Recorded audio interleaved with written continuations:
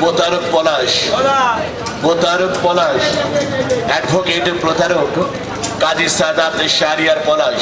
আমি অসুস্থ প্রবাসী শ্রমিক আল আমিন, প্রবাসে হাল ভাঙা খাটুনি খেটে জীবনের শেষ সম্বল জমানো 10,20,000 টাকা নলডাঙ্গা রোডের দোকান কেনার জন্য বিশ্বাস করে তুলে দিয়েছিল অ্যাডভোকেট প্রতারক কাজী সাদাত শাহরিয়ার পলাশের হাতে।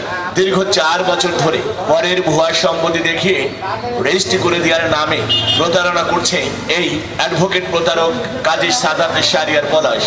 প্রবাস থেকে ফিরে আমার জটিল অপারেশনের পর আজ আমি নিঃস্ব, মানবতার জীবন কাটাচ্ছি।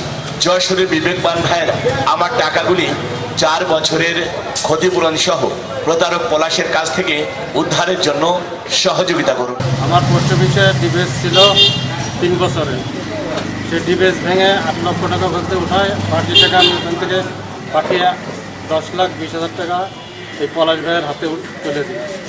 উনি দোকান দেওয়ার নামে আমার কাছে এই টাকা নেয়, কিন্তু উনি এখনও পর্যন্ত আমার কোনো দলিল করে দিচ্ছে না। আর 4 বছর ধরে ঘোরাচ্ছে, বলতেছে আজকে না কাল, আজকে না কাল।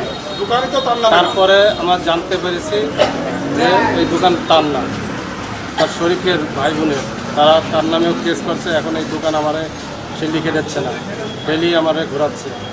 এখন আমি 2টো অপারেশন করছি, আমার কাছে কোনো টাকা পয়সা নেই চিকিৎসার জন্য। দাবিটা কি? এখন আমার একটাই দাবি, আমার এই দেশবাসীর কাছে যে আমার টাকাটা কীভাবে উঠানো যায়, সেজন্য আপনারা সবাই সহযোগিতা করেন।